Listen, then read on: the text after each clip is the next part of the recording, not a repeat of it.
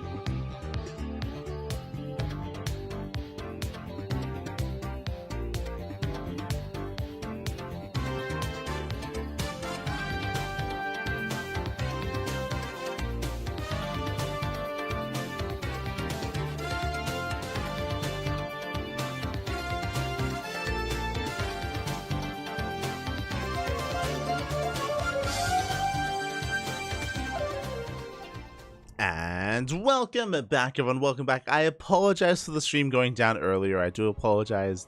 Unfortunately, it's that time of the day where the internet just cut out and we missed out on the end of Gumiho versus Scarlet. I mean, I say we missed out on it. I was able to cast it, but you weren't able to hear it because the internet did drop, and the delay, of course, did mean that, yeah, you weren't able to see that. Feels bad, man. Feels bad. But it was a great series. In the end, Gumiho did pop off, did pull Scarlet apart with just drop her ass, snowballed out of control, and took the win in the end. Scarlet gets knocked down to the lower bracket. We also unfortunately missed out on game number 1, so we're jumping into game number 2 instead, and spawning in the top right-hand corner of Equilibrium, we have the Canadian Zerg player about to be proxied. We have, representing Shopify Rebellion, Scarlet. And spawning in the top left-hand corner, we have her opponent. We have the Mexican Terran, the Blue Terran, representing himself. It is Special.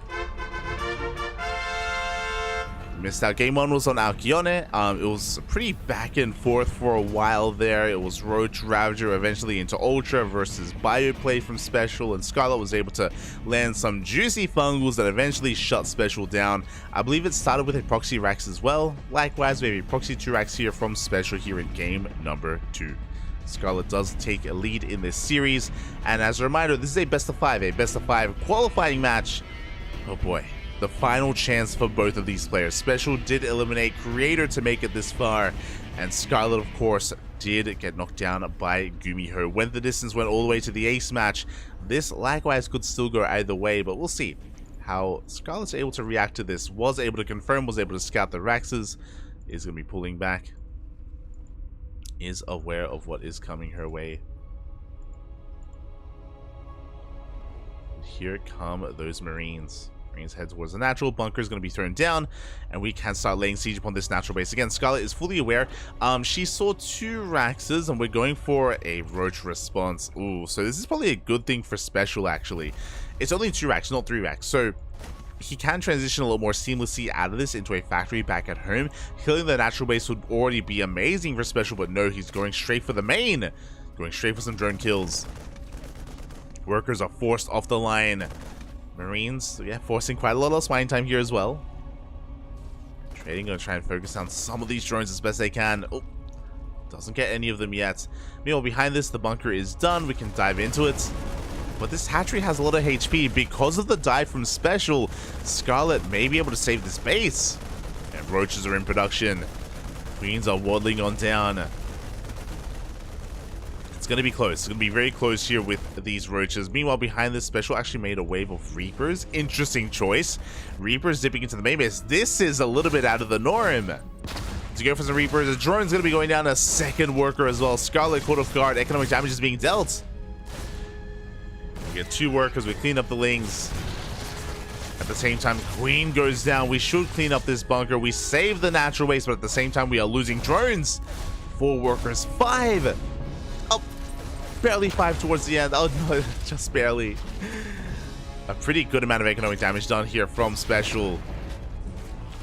But Scarlet will hold. Scarlet will clean this up and will attempt to drone up and get back into this. Back at home, Special going for a CC on low ground. There's that factory follow-up, and he should be floating back home. We are getting back into this. Settling on in at this point. Question becomes, was this worth it for Special? I mean, he did force out Roaches here from Scarlet, which I believe is something that did occur in the previous game. From here, we can get into Bioplay. We have our factory as well as Starport in production. Raxes are floating back home. And the game will settle from here. Scarlet, of course, still stuck on 2 bases. Didn't overcommit to Roach production. Still only made 4 Roaches here instead. Isn't going for a big counterattack.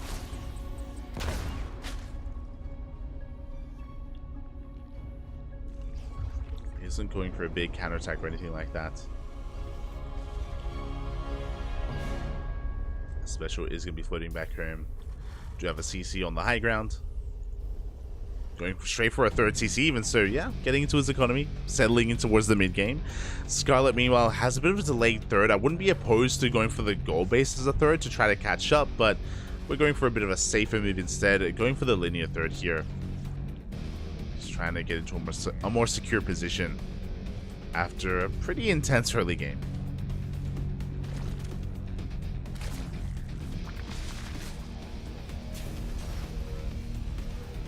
There it is, Fusion Core in production. Special, oh my god. Okay, the Raxes are not landing. We're getting into mech. Yeah, the Rax is just being used for add-ons and scouting, really, just as overlords from our Terran player. Speaking of, Overlord is going to be shut down, but we do get eyes on the Fusion Core. Big scout here from Scarlet. And Special, do we commit? Nah, we cancel. Forced to cancel. Overlord saw everything, but factories are still on the way. Again, Special, he's one of the few players. I mean, I say one of the few players. We saw Gumiho earlier. Gumiho, Special, Ryung, TY, some of the few Terran players out there that do embrace mech quite a bit. Clem as well, from time to time. And Scarlet is going to be responding. Again, she already saw the Fusion Core. Doesn't know that it got cancelled, but she knows that Special knows that she saw it and she scattered it. Queens are on the way. Can, of course, go for the Spire. Special, ideally hoping that Scarlet overcommits and overreacts to the Fusion Core. So we're settling on in.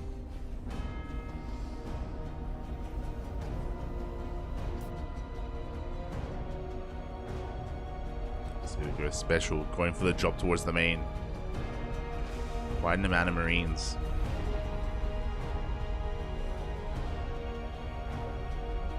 He's going to be pulling back. Just threatening a drop, essentially. Trying to force an overreaction. Scan into the natural reveals the lack of gases. Very important scout. Lack of additional tech as well. Spire is on the way at the third base, not the natural. Gases now being taken. Thankfully, Scarlet isn't neglecting her roaches. We do have roach speed in production. And Special just doubling down on Cyclones. Mass Cyclone here from Special, from Juanito. Oh boy. And we'll see what Scarlet has to work with when it does arrive. Right now, mutas would not be ideal. Mutas, they melt against Cyclones. They can try to outposition them, don't get me wrong, but in general, Cyclones can shut them down.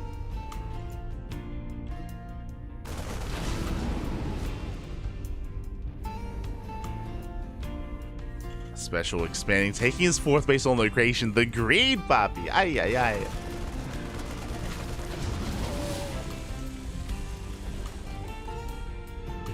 From Special.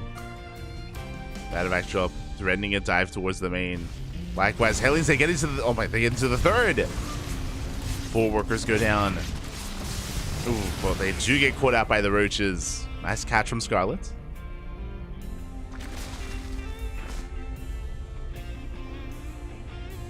Well, let's catch them in the end. Marine drop coming back into the main base. Not quite achieving too much. Just distracting the army, forcing it to respond here towards the main. Meanwhile, we have Cyclones towards the right-hand side. We could even force a cancel on the gold. We have options. We can go for the gold base. We can go for the hatchery itself. Sorry, for the tech itself, the mineral line. Yeah, we're going straight for the hatchery here. Drones are going to be trickling on in. Thankfully, they do pull back. Roaches, they try to reinforce, and that's going to be a kill, not a cancel.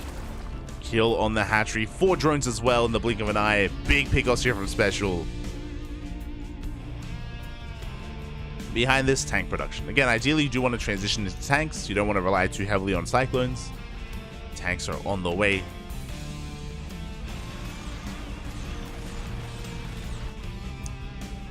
Meanwhile, Scarlet alone, this is mining, working towards infestors. Even though this was a rough moment for Scarlet, 1 good fungal could mean the end of these Cyclones. 1 or 2 good fungals, all we do need. But before the infestors come out, we do get one of those Ravagers. Here come the reinforcements. Oh my god, how many Cyclones? 17! Far more than there are roaches. Scarlet being overwhelmed. Gonna try to deal with this. Here come those fungals. But alas, it may just not be enough. The first infestor goes down. Fungal grazes the army. The tanks have arrived. Special sending everything across the map. He wants to try to end the game here and now. Tanks covering the ramp. Cyclones getting on top of this fifth. Would-be fifth is denied. Games and lock-ons on the army. No fungals. No fungals are available, but the Biles, they will connect. They take down the tanks. Only one tank left. And it looks like Scarlet will barely force this back.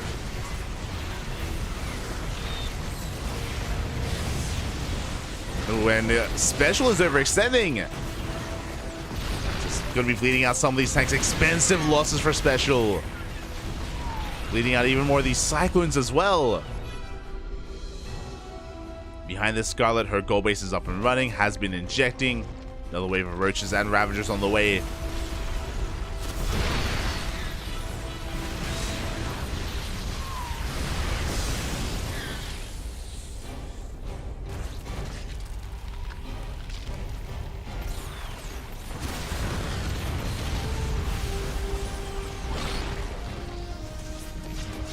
Special just continuing to try to force the issue here.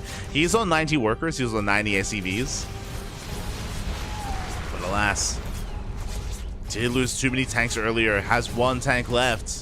Still heavily relying on Cyclones. And Scarlet, she's able to stabilize her economy, double expand, get these bases up and running, working on her upgrades, +2 range on the way, +1 melee, and Special has to back off. He has to retreat, and now Special's in some trouble here. Like, he has a good economy, true, but like, he has been so aggressive, so assertive. His tank count was reset, which is brutal, and it takes quite some time to replace. Now we have a second tank. Miles will connect.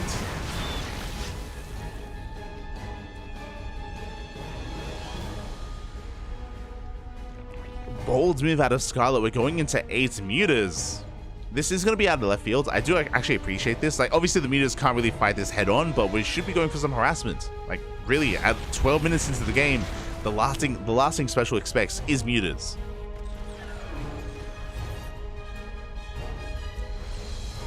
Meanwhile, we should be forcing a cancel here on this base. Oh. Cancel. Scarlet fanning out a couple of units. Special pushing forward. Show us the fungal. We do connect. The Biles, they even take down the Ravens. Oh my god, one Raven does get picked off. Big anti-armor missile, and it looks like Scarlet is overextending. Has to back off. Respect the tanks. As she pulls back, the mutas, they're moving out across the map, going straight for the gold. There are turrets, but not quite within range. SCVs are going down. At the same time, tanks are getting picked up. And Special being pulled apart. Mineral line under fire. Lings, they come in to reinforce as well, forcing some friendly fire. Yeah, the tanks are exposed. And so many of them are going down. The Cyclones, they turn back around, they expose the tanks. And just like that, Scarlet, she gains so much momentum. She was up against the wall earlier, 22 dead SCVs, alongside how many dead tanks? 7 dead tanks. And now she can keep on pushing. Lucy Special trying to reinforce. It's going to have a better fight here. Scarlet arguably overextending with her Ravagers. Ravagers are going to get completely cleaned up. Scarlet has to be careful not to throw too much away. She will retreat. Again, behind this though, still solid economy, solid base count. Working on +2. We have Lings to reinforce to try to dive on top of these Cyclones. Good trades here from Scarlet. Gets us around, cleans up the tanks as well.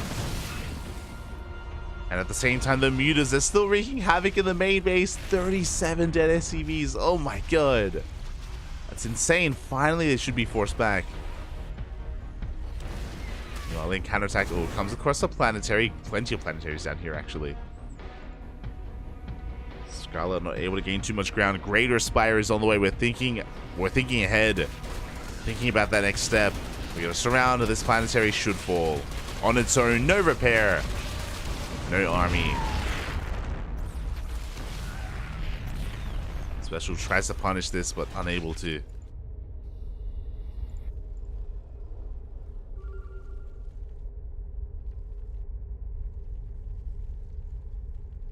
Oh Oh my god, we're just amassing mutas, which will be spotted. That one Rax from the start of the game still alive. Getting into Cyclones, no Thors for the time being. It's pure Cyclone out of special.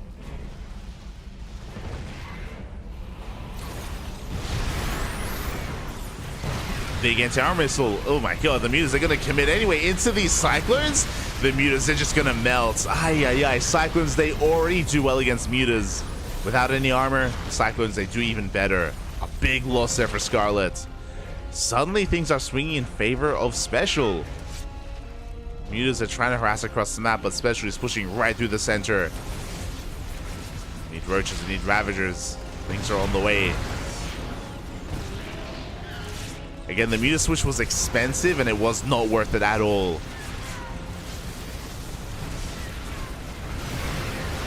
Oh, Lings, they try to engage into a choke point. Scarlet bleeding out far too much. And now suddenly Special has momentum. Suddenly he's breaking through, clearing up the creep, cleaning up the army. We have a couple of Broodlords on the way, which can help, but they're a little bit exposed. We'll see if they can finish in time. Special barely doesn't see them. Now he does. He sees the Broodlords. He knows it's too little too late. The Broodlords, they do finish in time. 3-3-3 on the way for Scarlet. Oh, that's a lot of tanks. They are getting on top of them. The Balins, they will connect as well. Good Balin connections. Good trade here from Scarlet, forcing back the army. A very necessary trade as well. Thors are on the way.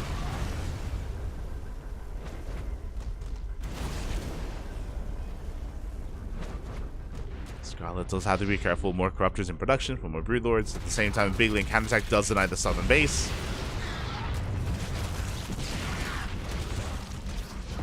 Chasing this all the way back.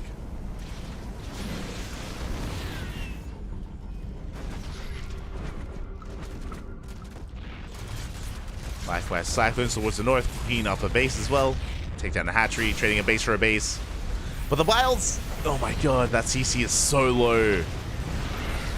Scarlet, these Broodlords, they're looking a little bit exposed.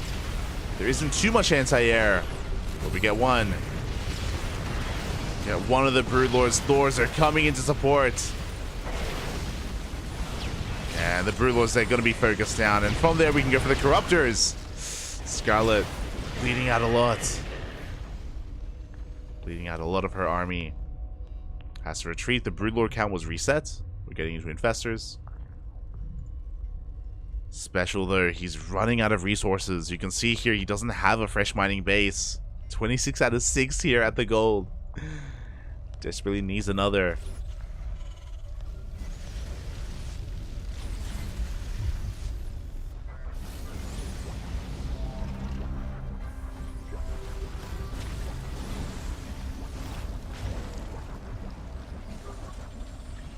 Special trying to find another way across the map. Scarlet getting ready for a surround.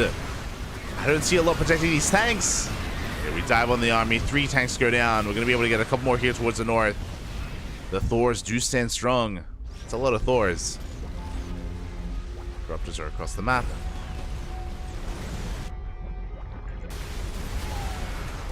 Thors are pushing forward. They take down another base. They force out some of the Fungals as well.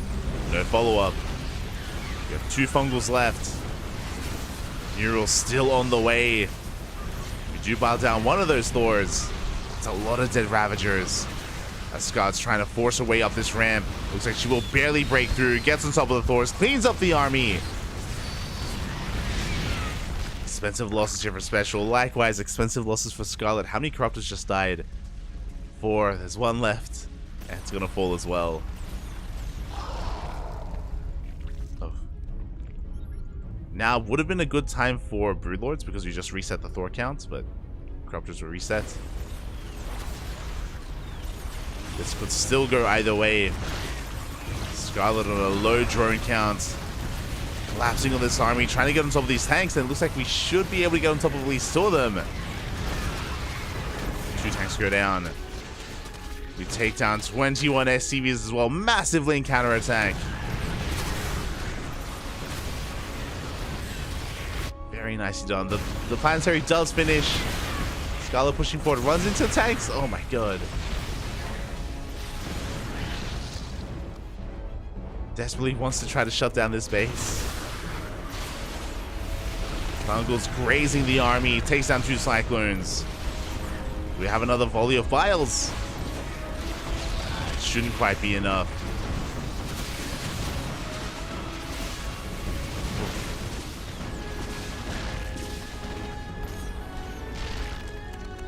And Scarlet is forced back. Again, Scarlet still only on 67 workers. Doesn't have the best saturation. We're lacking drones here at the 3rd, lacking saturation here towards the north.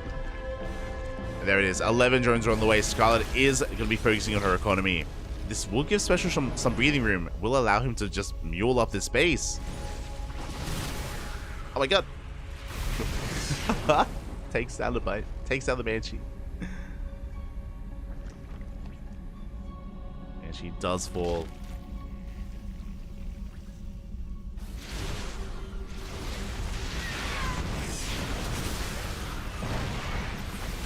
Sieging. The Cyclone's trying to set up a surround here, but who's surrounding who? As Ravagers, they reinforce, and yes, Scarlet, she can take the fight. Forces this back. Scarlet will be the first to max out. Has re-droned up to 80. That's just almost get caught. Scarlet once again chasing right through the center. Forcing back the army, and finally, can we get a kill on this base? Oh. We're so close, it looks like we finally will. Forcing the lift, at least.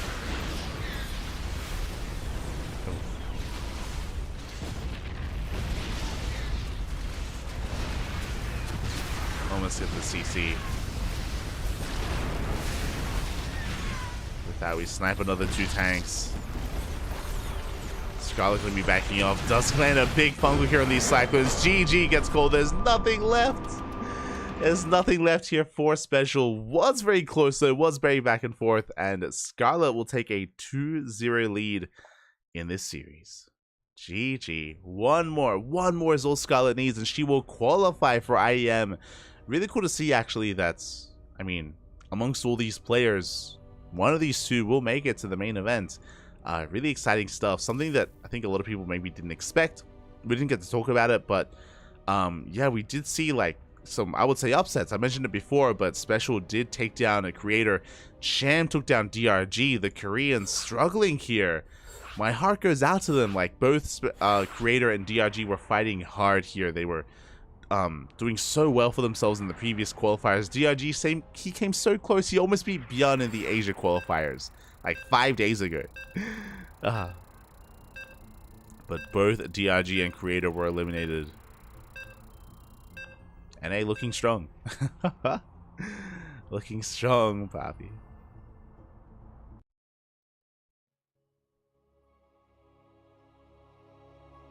So now getting ready for game number 3. Potentially the final game of the series. Remember, Scarlet only needs 1 more, and here we go. Spawning in the top left-hand corner of Golden Aura, we have the Canadian Zerg player, the Red Zerg representing Shopify Rebellion. It is Scarlet. And spawning in the bottom right-hand corner, we have her opponent. We have the Mexican Terran player, the Blue Terran representing himself. Currently teamless, down in the series, looking to fight back. It is Special.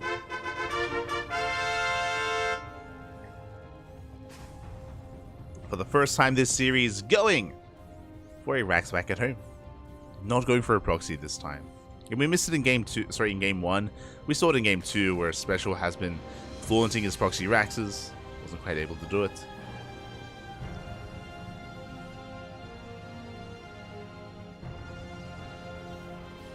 See in chat, do you think Gumi ever watches Special games? No, I think it's the other way around. I think Special watches Gumi's games.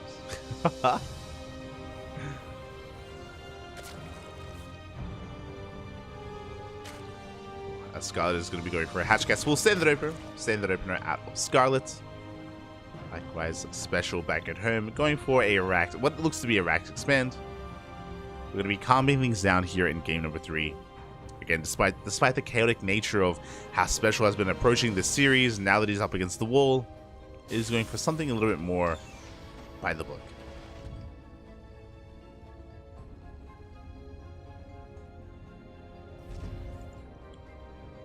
As we can see, the Overlord's fanning out, just looking for proxies. I don't blame Scarlet, based on how Special has been playing out this series. Does make plenty of sense, and there it is. There's that factory on the high ground.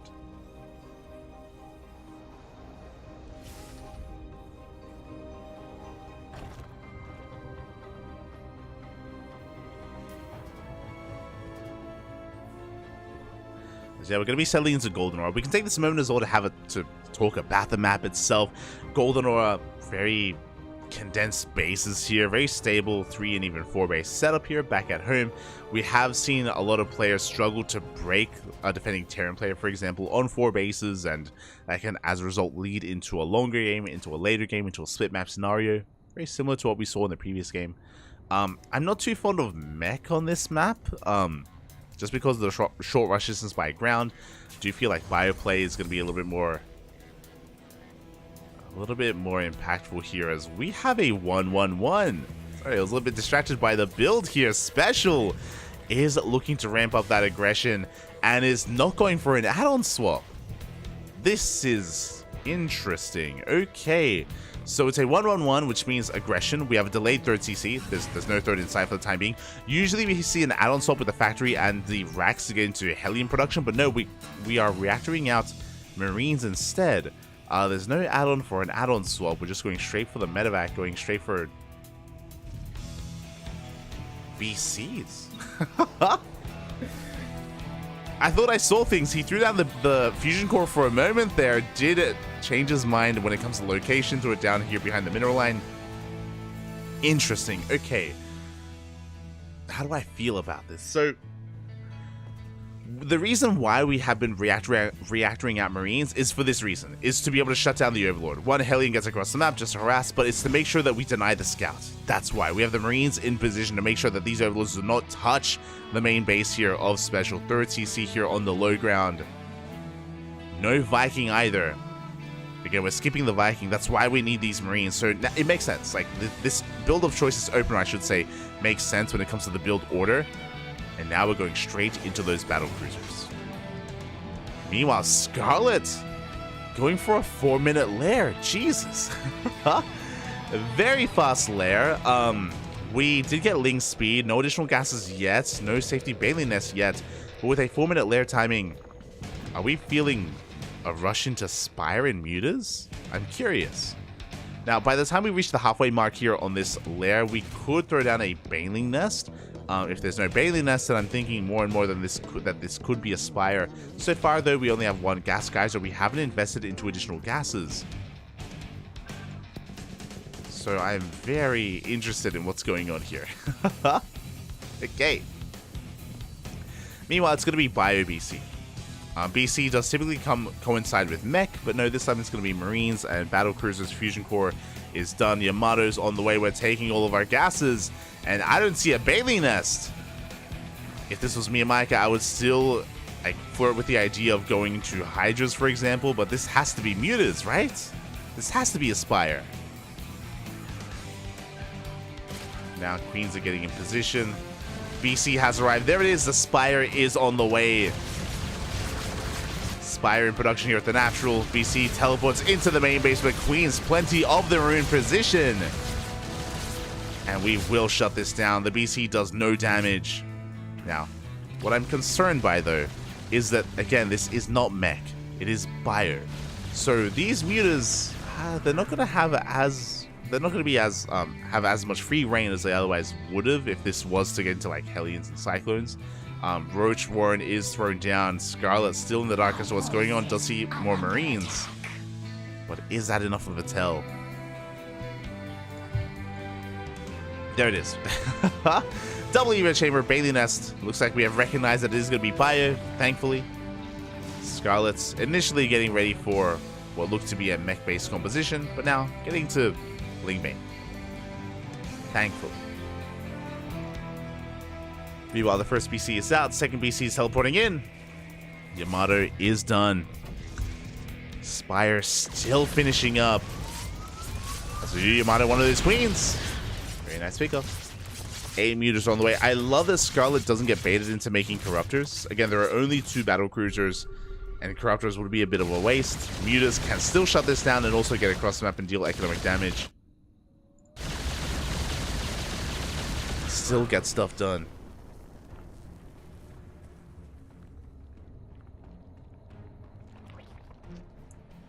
Special is going to be pivoted away.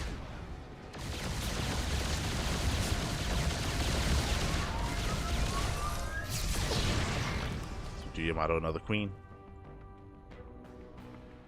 You know, the Mutas, they just ignore the BCs, they get across the map, and I see a very exposed mineral line, but we have the Marines. No stim! No stim yet.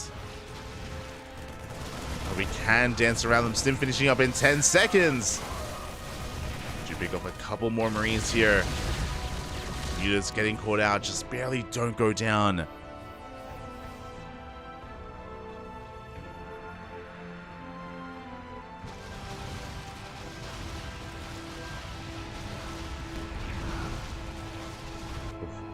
And for now, the Mutas are being ignored. They're getting damage done, don't get me wrong, but here we go. We are committing. Pushing out with our Marine army. A tank behind this. No Banelings are ready for this, by the way. We do have a couple of Ravagers. We need them desperately to deal with this tank. Base is under attack. So the Mutas, they get into the main. Special, he sees the Ravagers. He backs off. Wants none of it. Wise choice had a special. We do Yamato and Muta.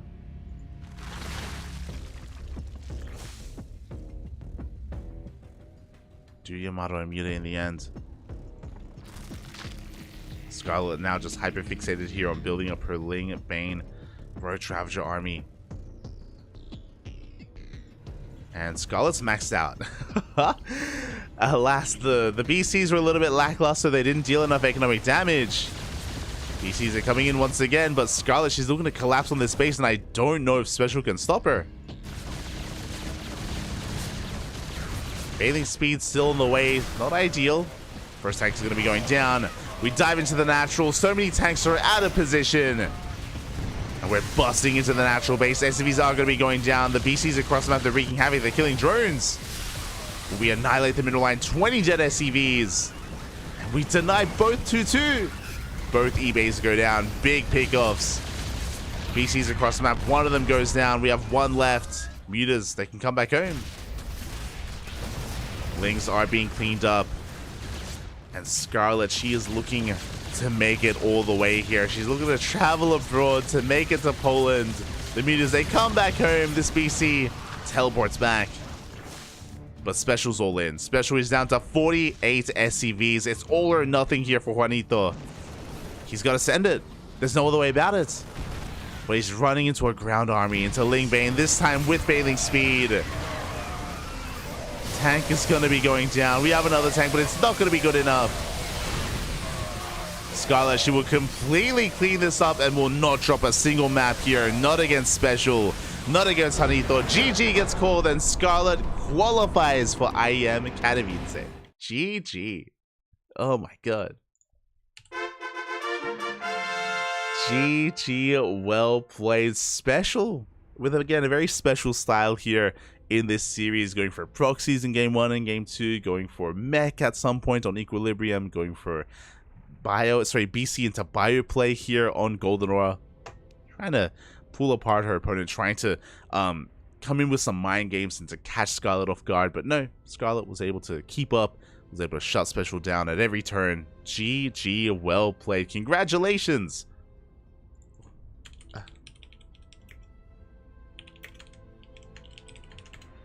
As Scarlet does take the 3-0, does qualify for IEM. GG, well played, well done, well deserved. Was so close earlier against Gumiho. It was a little bit bittersweet seeing Gumiho bring down Scarlet, but Scarlet does make up for it here and now against Special. And now we can take a moment to quickly have a look at the bracket because we have quite a lot of updates. Oh boy, we didn't get to see it earlier, and again, the stream did go down at the end of Scarlet versus Gumiho, so again, I do apologize for that, but to kind of go over it, Scarlet did 2-0 DRG, which we did cover. Gumiho 2-0 Cham. And Scarlet versus Gumiho went all the way to the ace match. Gumiho barely coming out on top there on Alcyone. It was a really, really good series. It's such a shame that the tail end of it was missed. Fun fact, I'm probably going to have to re-record it for YouTube. It's only 2 minutes at the end of the game. And of course, I was in-game at the time, so I'll probably just have to re-record that, do my best, splice it all together, and upload that to YouTube. That's probably what I'm going to do. I think I probably have to for Scarlet versus Gumiho. Meanwhile, we do have Bunny taking down Special 2-0. Trigger took down Creator 2-0. And Bunny was the second to qualify here, also making it to IEM. GG, well played. Big shout out here, big win for Bunny. And we scroll down to the lower portion of the bracket where we are reaching the tail end as well. I mentioned before, my condolences, my heart goes out to both DRG and Creator. It's so sad to see DRG and Creator. They fought so hard. They were here for every single qualifier. They made it into the closed qualifiers back to back for Asia and for Europe and even here for the Americas, but they did not make it in the end. Special 2-0'd Creator, Cham 2-0'd Dong Rei Gu. So they will not make it into IEM. Likewise, Special just got eliminated as well. And now it comes down to one final best of 5. It is Trigger versus Cham. And apparently they're in game number 3. Apparently Trigger already won game 1 and game 2 on Rise the Station and Alcyone. It all comes down to game 3. And that could be a 3-0 as well. It could all end for Cham. Cham did so well for himself. I mean, I'm shocked. I'm shocked to see Cham 2-0 DRG. Very impressive. Unfortunately, we weren't able to cast that. We weren't able to see that. But Trigger, he's looking dominant so far. And personally, I hope that we get more of a back and forth. I hope that Cham can force the ace match. But we'll see. We shall see.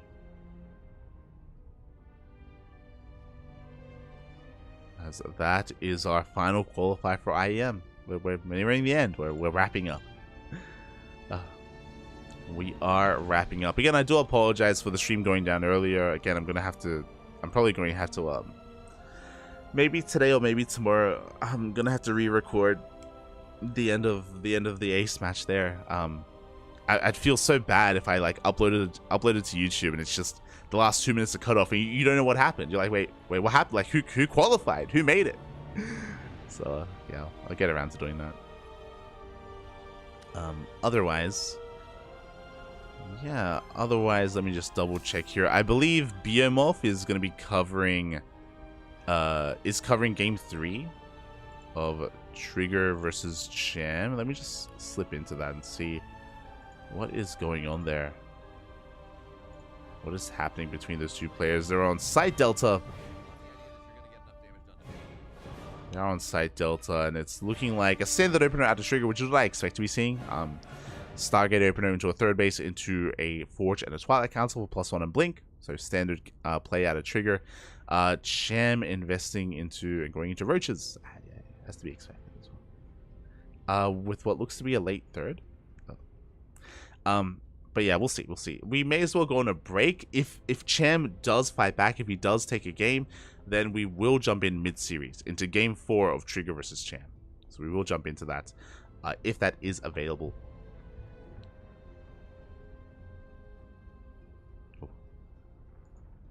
That is going to be what comes up next. But with that, yeah, thank you so much for tuning in, everyone. Thank you so much for being a part of this. It's been a blast. I'll be honest, I only was able to sleep for 2 hours. I slept for 2 hours just before the broadcast, and I was hoping that I would be okay, but yeah, I'm still very, very much so out of it. Oh my god. If you're interested in our next broadcast, we're going to be casting ESL Open Cup Asia in 6 hours time, I believe. Let me just double check. ESL Open Cup Asia in 5 hours and 40 minutes. So we do have plenty more StarCraft on the horizon. So I'm probably going to try to nap for like maybe 4 or so hours, try to get some sleep, and then get back into the grind set of covering the ESL Open Cups. But I will need to get some rest. I will need to 100% get some rest. Let me tell you, Bobby. Let me tell you. But until then, I guess we're going to be cutting to a short break. And then we'll be back with some updates in a couple of minutes on whether or not we get another game between Trigger and Cham, or if we end the broadcast. So we'll see you soon. See you soon. Cut.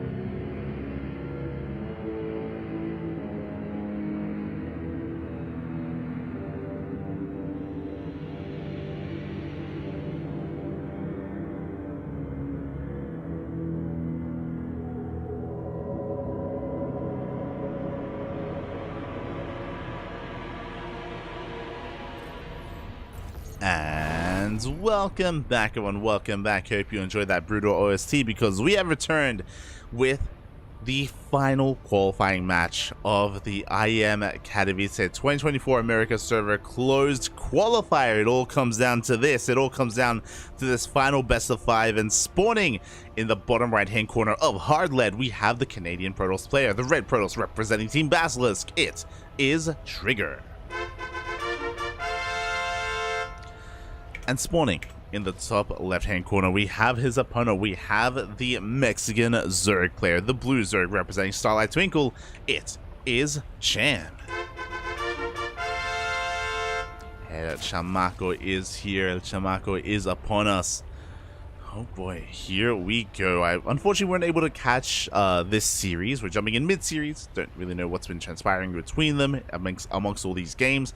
But we do know that Trigger was up 2-0 and Cham just fought back. He just took that previous game. He has momentum on his side. Can we force an ace match? Happy. We could. We're close. We are so close here. The pressure is on Cham. Cham going for a hatch pool gas opener. This is very Cham. This is a very unique opener to Cham. Usually we go for the gas before the pool, but Cham gets them at around the same time. Gets the pool first even. Just to be a little bit safer.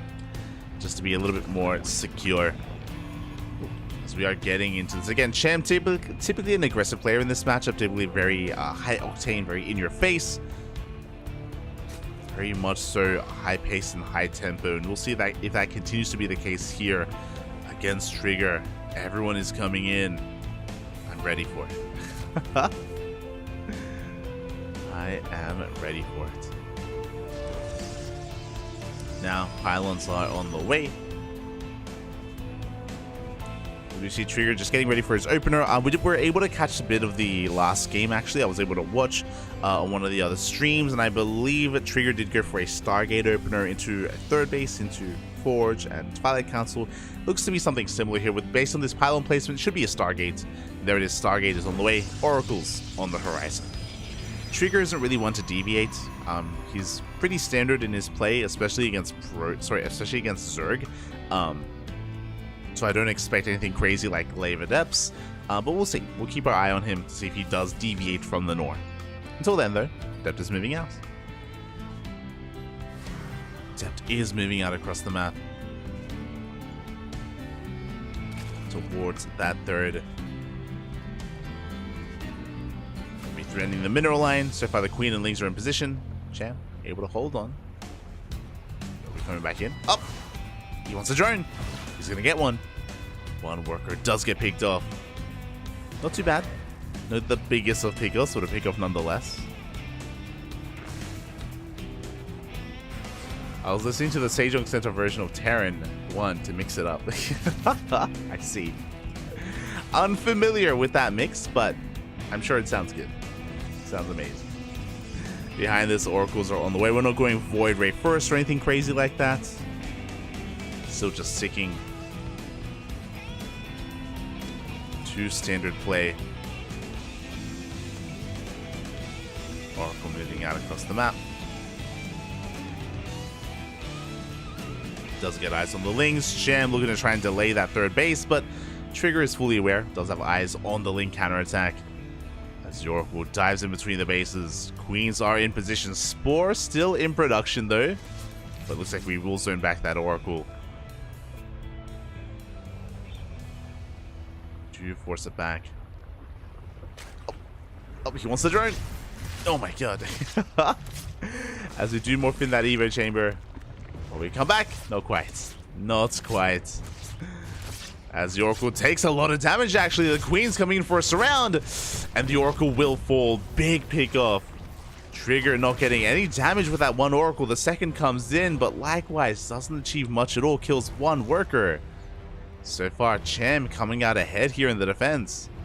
Behind this, there's a Twilight Council, there's the Forge, +1 and Blink should be on the horizon. Likewise, Cham going for his own Roach Warren here at around the 440 mark. Again, pretty safe play here from Cham. The Roach Warren's a little bit earlier than normal, but just wants to be safe.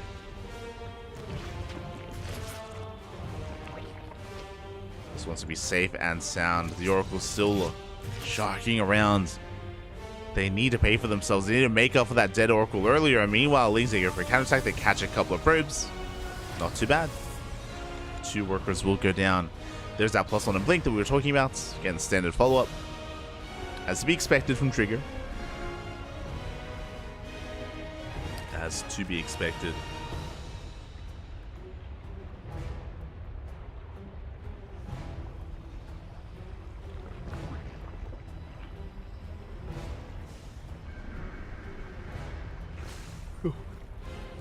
As the Oracle dips in, gets a couple more workers. Not bad. Not too bad.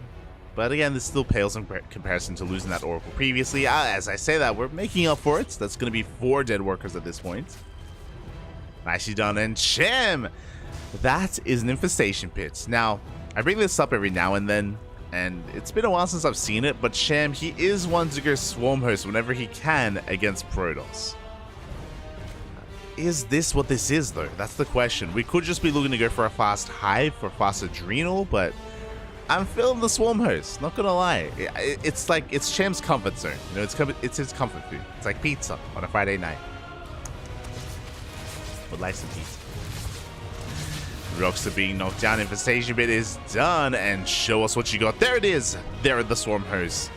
Again, no token Swarm Host this time. Actual Swarm Host here from Cham. And again, this is something that he does very often in this matchup. He's very fond of it. It is out of meta, especially because it's quite difficult to pull off. The reason why is because Blink Stalkers are so commonplace currently in the mid game, and Blink Stalkers are very mobile. It's very difficult to actually keep these Swarm Hosts alive and to keep them safe against the Blink Stalkers. So we'll see if Cham can pull that off. We'll see if he can preserve those Swarm Hosts, keep them alive and gain value. I believe so far unscouted. Shield batteries are on the way, cannons as well. Trigger turtling up, even some site defense in the main base actually. Oh my god. Swarm Hosts are moving out. So far avoiding that Oracle.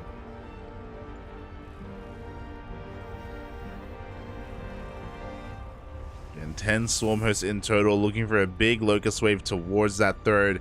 We could try to go straight for the Nexus. We could go for the Mineral Line or the site defense. What will we go for? The Roach Ravager distracting the Stalkers, and here come the Locusts! And they can go straight for the base itself. They go for the Mineral Line for a moment. They're going for the Nexus. Yeah, even with the overcharge, the DPS is just too damn high, and we will get a kill on this base. And this should trigger a counterattack. Trigger, we gotta go.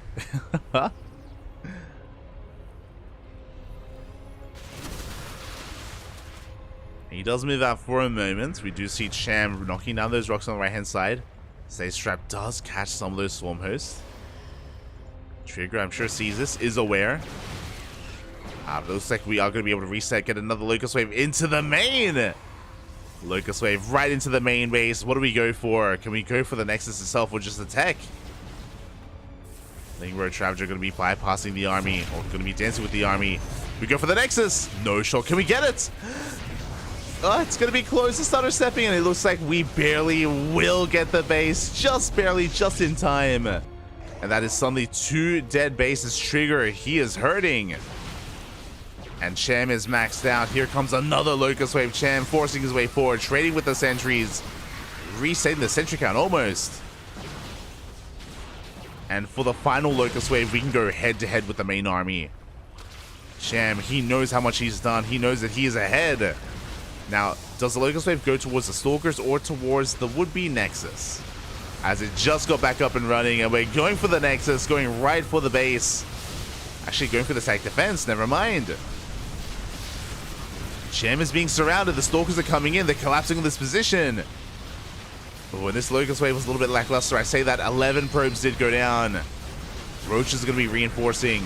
We clean up the Ravagers, though. Cham being forced back. He did throw down a Hydra Den back at home, but I believe we still are lacking upgrades. Hydra range, Hydra speed. Cham still heavily reliant here on Roach Ravager. We are waiting for another Locust Wave. And the main base still not quite up and running. We do get that third base, though. Locust Wave is coming in. Roaches, they hit that third. The Stalkers are struggling. No shield. There's one shield battery out of energy. Let's pull back. The probes. Oh my god. These Locust Waves do so much DPS. They get a kill on the Stargate. Storm is on the way. The Storm Host, though, going straight right through the center. Can they get caught out? As Roaches are coming in, they're going to be trying to distract these Stalkers, drag them over out of position. Then here come the Storm Hosts. Overcharge is popped. No Ravagers, by the way. but it may not even matter. Storm has come in. We are 10 seconds away from Storm. 5. Storm will help, but it may just not be enough. Champ snowballing out of control. Big storms. Oh my god, covering everything. Champ sitting in it, but it doesn't matter. He likes to sit in it. Takes the storms to the face. GG gets called, and we are going to the ace match. GG, well played. We're going all the way to game 5. It's happening. Oh my god. And again, this is how Cham plays EVP. Very fond of his Stormhurst. Now, I expect him to do that once in a series. I don't expect that to happen again. I do love what Cham was able to accomplish there, don't get me wrong. It was some really good play, but from here, we should be seeing something a little bit different, as I'm sure Trigger is going to be that much more on notice when it comes to the Stormhurst play of Cham. God, this GG, well played. 1 game left. Uno más, papi, uno más.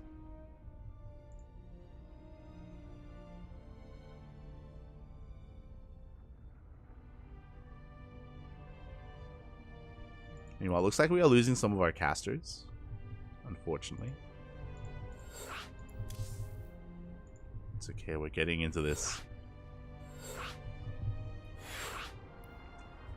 Here we go.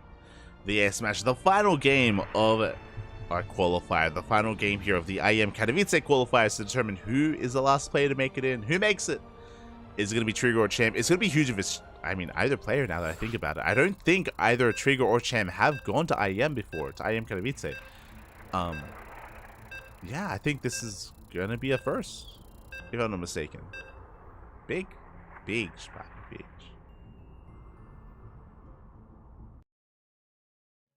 Here we go. It is going to be on Oceanborn.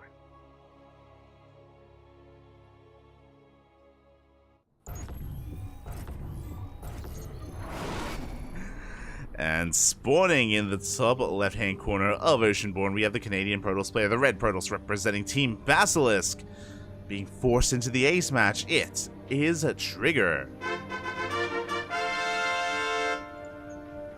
And spawning in the bottom right-hand corner, we have as opponent, we have the Mexican Zerg player representing Starlight Twinkle, forcing the ace match, taking the last 2 games. Can he go all the way? It is Cham.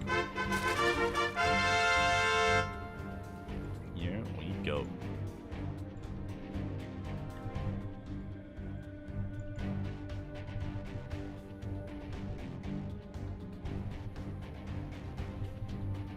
For now, Cham going for a hatch gas spool. Standard opener here from Cham. Everything should be normal in the early game here between these two.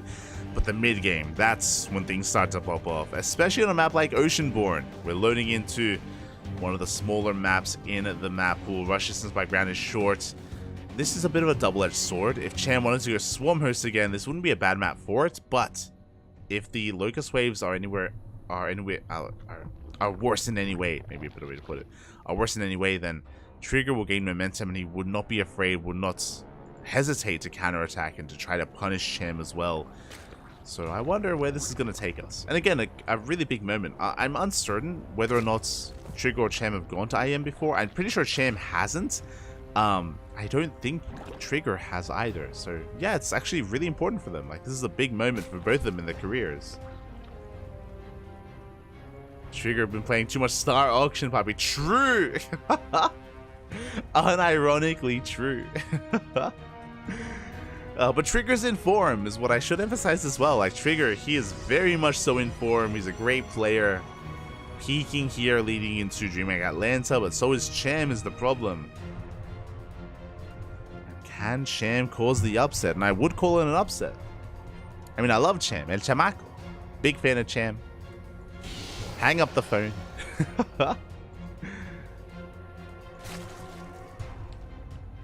Let's go. So for now, we do have our Stargate follow-up here from Trigger, or Stargate opener. As to be expected, link speed is on the way for Cham, pulling out of gas. Everything looking normal for the time being. We saw last game that Trigger actually wasn't able to get too much damage done with his Oracle Harass. I saw some really impressive defense from Cham, able to deflect those Oracles, minimize losses, and even get a kill on an Oracle without the Oracle killing any workers at all. It was a rough start for Trigger initially, which also impacted his inability to scout his opponents. Losing an Oracle like that meant that he had that much less out being active to get an eye on the tech and get an eye on what was being produced. And here it is, Void Ray. Let's go. I love this. The Oracles last game did no damage. They killed like one drone. They killed like 4 to 5 workers, which was okay, but not ideal. Going for the Void Ray like this is to shut down the Overlord, to keep Cham in the dark, and from here we can go into a couple of different directions. We can go into Sky Toss, we can go into Glaive Adepts, we can go into standard play as well. And Cham would have no idea. This is the power of a Void Ray first. And the question becomes, what's it going to be? Trigger, he's setting up for his third base, so not looking like Glaives, unless we throw down the Twilight Council now.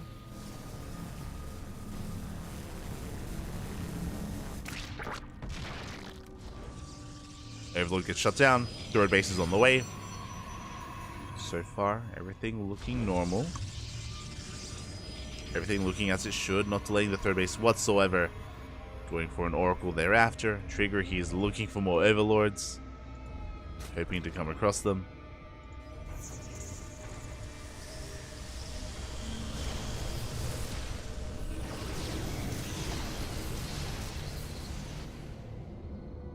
Things are being forced back. And Trigger, we still haven't seen any tech yet. There it is! There's the Fleet Beacon. I was like, mate, where's the Twilight Council? Where's the Forge? What's going on? What is the follow-up? And we have our answer. And again, Cham has no idea because of the Void Ray that we are rushing into either Tempest or Carriers. Either or would work. I would imagine Tempest, but Carriers are also viable. Rushing into Sky Toss. Ling counterattack here from Cham, trying to get a read on what's going on, trying to get a feel for what exactly is happening. Cham is still not quite with a lair. Taking gases. Void Ray coming in. I'm sure Cham is aware that this is a build that has been rising in popularity. He's going for a safety Roach Warren at that 5-minute mark. Fourth base is on the way. Cham still not fully aware of what's happening. Now, I believe there it is. It's going to be Carriers. So this could go one of two ways. We could either commit to Sky Toss, which I don't think is happening, or we make 4 Carriers and then we go into a Twilight Council and a Forge, Blink Stalker +1, and Ground Toss. Now, bearing in mind, with this variation of rushing into Carriers, there's no +1. There's no +1 air attack, so it's that much more difficult to scout. That much more difficult to get a read. As Cham is double expanding even. Oh my god. Hyperfixated here on +1 melee, on Link production. Lair still on the way. With the completion of the Lair, we can get into an Overseer Scout. There's the Forge and +1. So, sorry, there's the Forge and Twilight Council. So, again, we're only making a handful of Carriers and then Ground Toss. That's the goal here. That's the plan. Should be the plan for Trigger.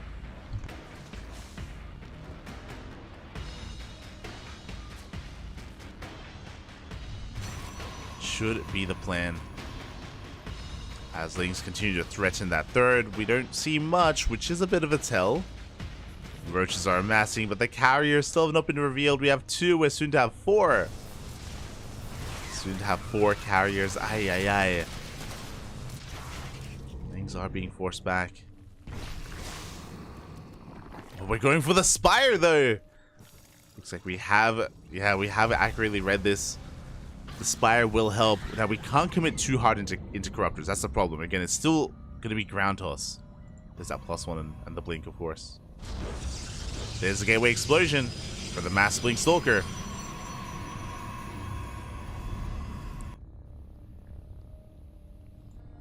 This is going to be close. As here we go. Now we're moving out. Carrier soon to be revealed. Still not yet, though. Cham fanning out his Lings. And it looks like he will come across the Carriers. And now he knows. Immediately, how many Queens do we have? 6? Oh, that is not a lot. This may just end the game. We have 6 Queens to defend. Spore Crawler's now on the way. The Spire is finishing. We need to buy time. We need to buy time for the Corruptors. Carriers have arrived, and they should be able to get a kill in this base. There's just no saving it. No saving it. There we go. Corruptors are now in production. Ling's trying to go for a counterattack.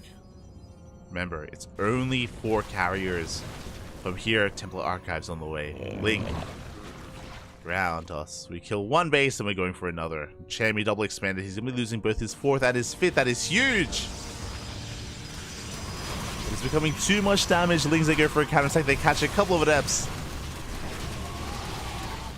They do get Ice Blink Stalkers. Roche is going for a counterattack, but again, they run into a ground army. They're breaking in. They're trying to. Another hatchery falls. Limited larva available here for Cham. But at least now he's aware of what's happening. He's aware of what is going on. But we are catching some of these carriers that we get 1. We almost get 2. Alright, speak up. Chat, this isn't Radicet. This is commonly done outside of Radicet. We see this a lot on Afghanistan. On, what's the other one? Hecate. Not as much here, though.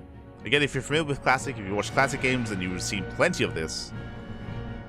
On Site Delta.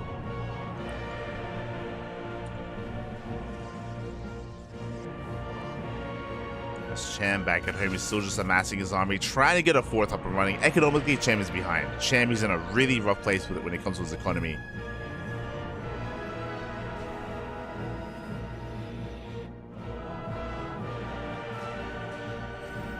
Really rough. And as the dust does settle, as Cham is being allowed to have some time to double expand and get these bases up and running, Trigger's just chilling. He's happily chilling here back at home, transitioning his tech. Charge on the way, +1 air attack, +2.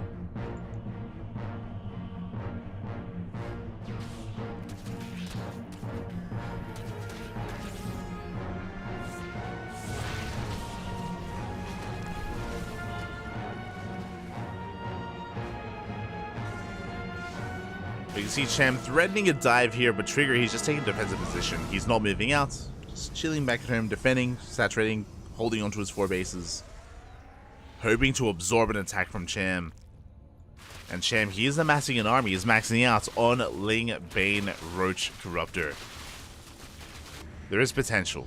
If he can avoid the storms, if he can get on top of this army, then he can take a fight. But that's a lot of storms. It's a lot of High Templar.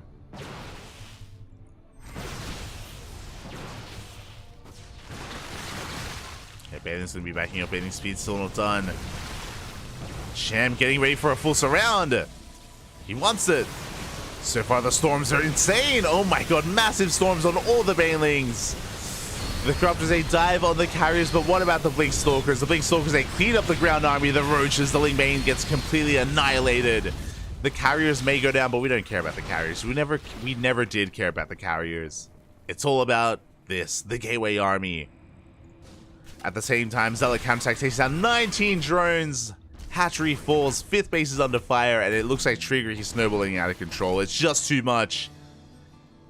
Ay. Cham, I like the idea of the surround, but again, the storms were too good. Trigger was ready for it. And we're breaking in between the bases. The Roach Warden is under fire. GG gets called. It's just too much, and Trigger will take the series 3-2, qualifying for IEM Katowice 2024. GG. GG, well played. Oh. And Trigger does take it in the end. He's the final player to qualify. Congratulations. Congratulations to Trigger here. Went down to the wire, went all the way to the ace match. Part of me would have loved to have seen Cham make it through, but Trigger is the up-and-comer. Trigger is the up-and-comer. He's the young blood in this scene, and he's going to have another opportunity in February to face off against the best of the best players in the world at IEM. It's going to be amazing. It is going to be beautiful. Do look forward to it. Do look forward to it here. My condolences to Cham and to all the other players that did not make it through today as we have a look at that bracket. Again, congratulations to Gumiho, Bunny, Scarlet, and Trigger as they did make it through. My condolences to the players that did not. To DRG, Creator, Special, and Cham. They were not able to make it to IM. They fought hard. They fought hard. They went the distance. But they did not make it. My condolences. My condolences. But at least they have DreamHack Atlanta to look forward to. DreamHack Atlanta is this weekend. This weekend here. This weekend of DreamHack Atlanta. Make sure you're a part of it. Make sure you tune in. It's going to be amazing. Going to be beautiful. A lot of StarCraft is going to be going on. We're going to be live on this channel covering it. We're not going to be covering the main event, obviously, but we're going to be covering the open bracket. The group stage of DreamHack Atlanta is going to be live here on the CranKy Ducklings. We'll be bringing you as much coverage as we can. But until then, thank you so much for watching. Thank you so much, everyone, for tuning in. I am so tired. I only slept 2 hours. I slept 2 hours before the cast. I'm going to sleep for another maybe 4 hours because ESL Open Cup Asia is in 5 hours time. It's right around the corner. 5 hours time is ESL Open Cup Asia. So we'll see you then. We'll see you then for that event. It's going to be amazing. It's going to be beautiful. Plenty of Korean StarCraft is going to be held here tonight on the channel. So if you're interested, follow us. Consider following us here. Consider following us here on the CranKy Ducklings because we are live every single day, multiple times a day, with plenty of StarCraft action. Otherwise, thank you so much. Thank you so much for watching. Thank you so much for the support. We'll see you guys next time for some more CranKy Duckling action in 5 hours for ESL Asia, and tomorrow for ESL Americas, and the day after that for some replay casts. But otherwise, thank you. Do appreciate it. Do appreciate it. Otherwise, yeah, with that, we're going to be heading off for the night. Stick around. We're going to be giving another StarCraft streamer a raid. I believe we're going to be raiding Chicken Man. Chicken Man, he is casting, I think, OC King of the Hill. I'm not entirely sure what he's covering, but so I think maybe some mid-season playoffs. So yeah, Chicken Man, he is covering some of those matches. So we'll give him a raid, give him some love, give him some support. Good stuff. Good guy. Fellow caster here on the CranKy Ducklings. Does cast sometimes as a guest. So give him some support. Otherwise, do appreciate it. We'll see you guys next time. Until then, hasta luego. Bye. Hasta luego, papi. Hasta luego. GG. Enjoy the outro.